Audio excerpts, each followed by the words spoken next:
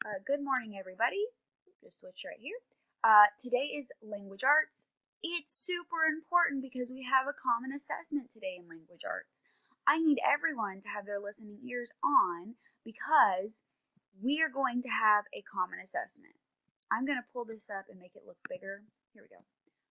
You're going to log on to your SchoolNet page the same way you've always done, okay? This is no different.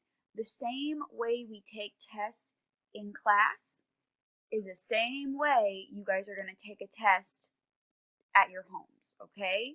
So you're going to put the passcode in, you're going to log on, click assessments, put the passcode in. I'm going to send this to your parents as well so they'll know what to do.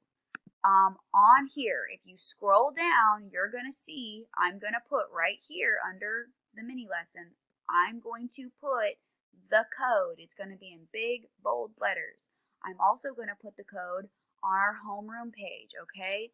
You will have the code, okay? So use that code, take the language arts test today. It's super important that you take it because it's a big grade. Good luck.